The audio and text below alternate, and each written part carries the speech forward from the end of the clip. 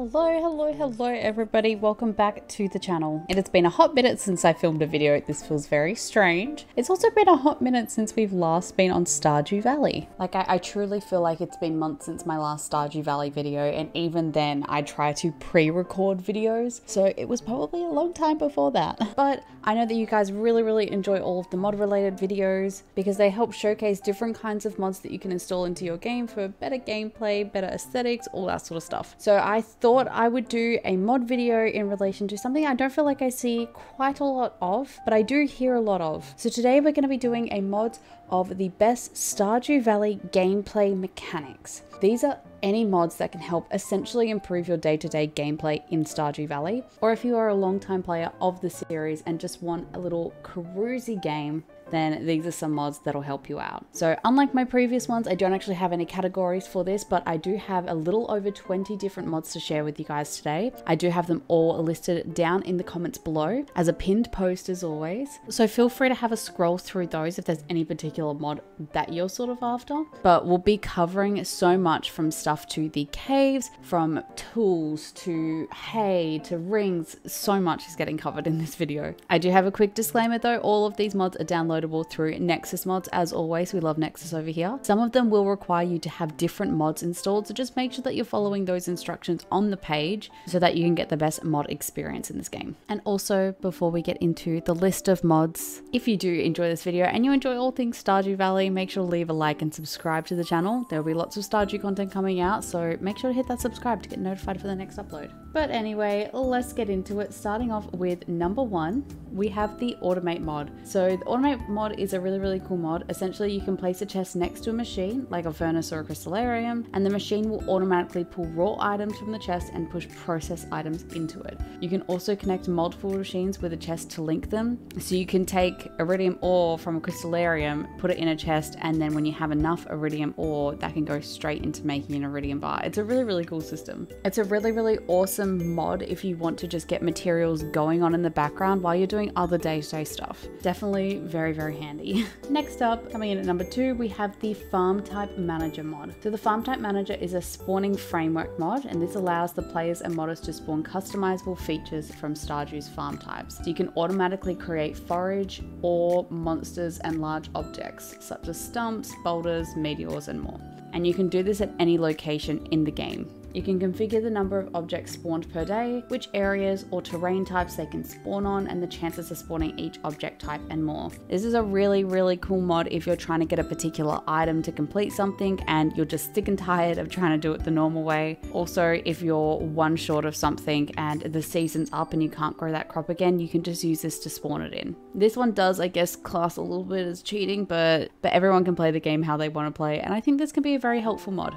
Coming in at number three, we have the Tractor mod. This is a really cool and quite popular mod. I do see this one quite a lot. Essentially, Robin can build you a tractor on your farm, and this helps you to more efficiently work with crops, clear twigs and rocks, and more. You can use it to plow your land, you can use it to harvest your crops, you can use it to get rid of twigs, all that sort of stuff. Really helpful, and just takes out the time of single clicking on everything. You just wipe it all out in one go. Coming in for number four, we have, honestly, a really helpful mod, the Winter Grass mod. I don't know about you, but I'm so sick and tired of spending so much gold in this game just to make sure that I have hay for the winter season. Especially if you're really into farming in this game, it can be really tough to make sure that you have enough hay for your entire farm animals, especially over winter time. They go through that stuff like crazy. It's a really cool one that helps you save a little bit of money by making sure that grass still grows through winter and you can still harvest it for hay. And also, grass is just a cool little decoration tool. A very helpful mod.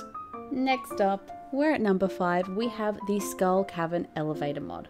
Oh my gosh, where was this mod when I needed it? This is a really simple mod. It just adds a elevator to the Skull Cavern, which means that you can go back down to levels. Obviously, it's all random spawn, so you won't be revisiting any same levels, but if you're after something in particular that only spawns on a certain level, this elevator is super handy to get there. So this one kind of works like the normal mine elevator. So it is updated every 5th floor by default, so you can't automatically go from 0 to 100 and complete it. Next up, we have in number 6, the Friends Forever mod. This is a really cool mod. Essentially, it just means that there's no friendship decay. So if you want to go around and romance everyone, but you don't want to lose those hearts once you have, and you really just can't be bothered keeping up with the whole gift and everything to everyone, then this is a really cool mod for you, because it can help you just get to those 8/10 top hearts, and then you can just leave it. You don't have to talk to them ever again if you don't want to. I highly recommend this one for all of us besties who are trying to like 100% the game and don't particularly want to like pursue a romantic interest in any other character, or just want to complete their storylines but maybe not a fan of them. Really good, so you don't have to worry about those hearts going down.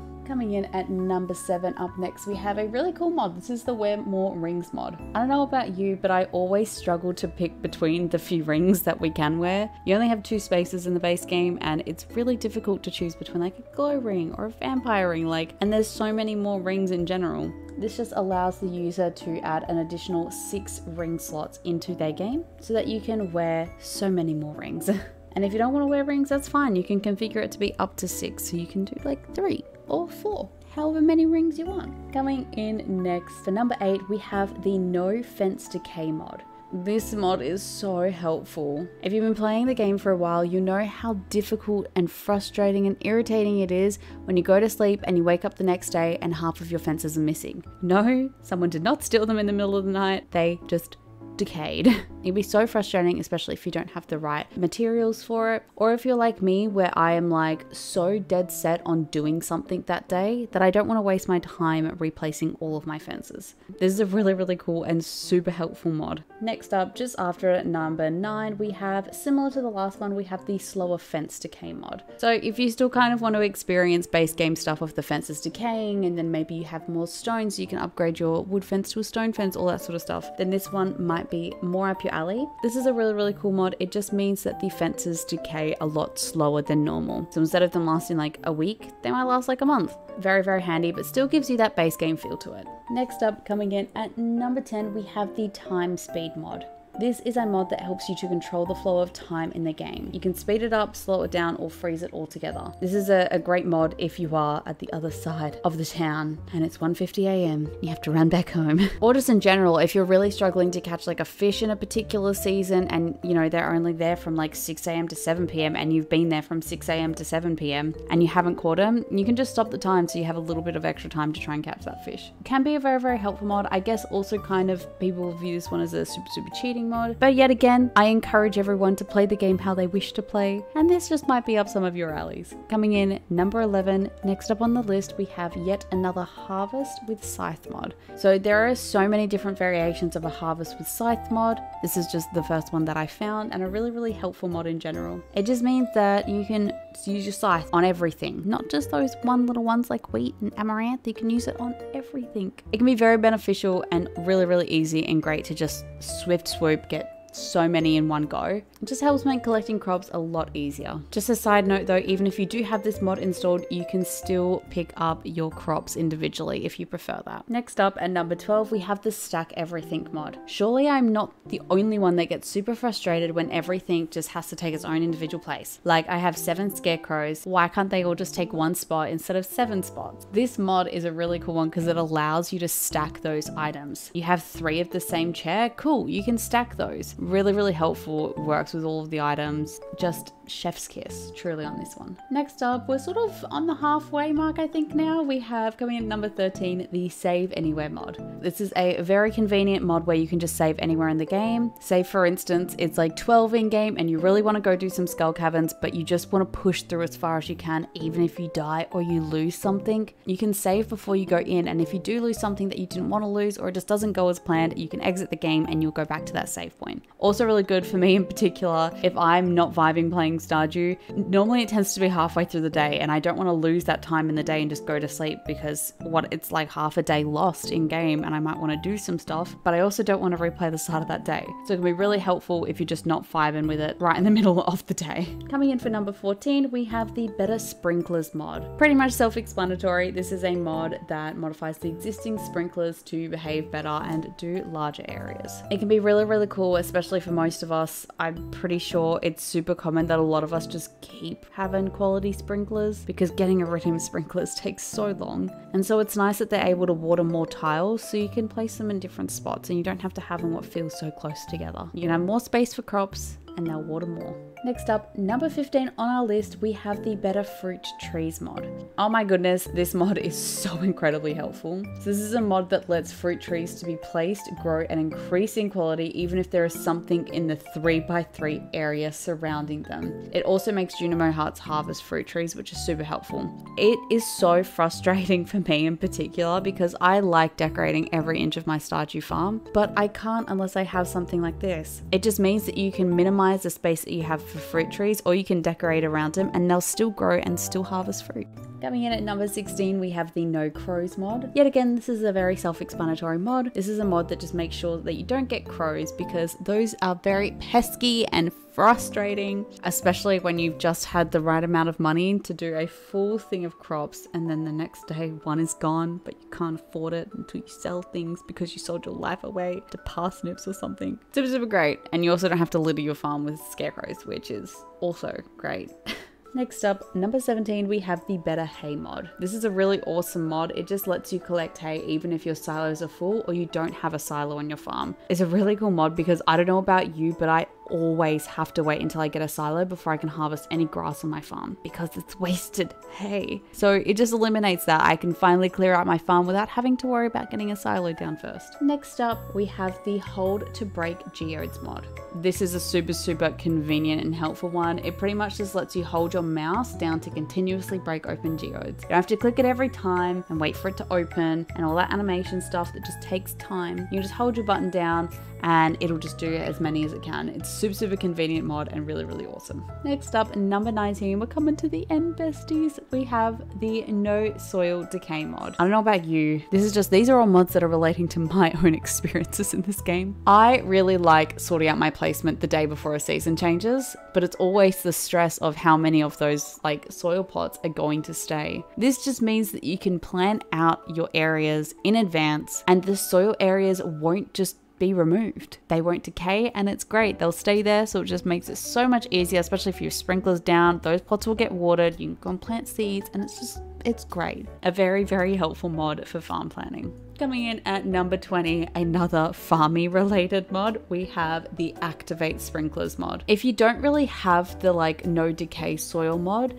this is probably a really good swap for it. So essentially, if you place your sprinklers down to plan instead of like sowing your land, this just helps out so you can plant everything and you can hit the sprinkler and it'll water everything instead of having to manually water everything on that first day. It's super, super helpful, especially if you've just made like a new crop area or something and you really just don't want to have to deal with watering it all individually. This just helps so that you just click it and it'll do the thing. You don't have to worry about it. I wish this was base game, but it is not.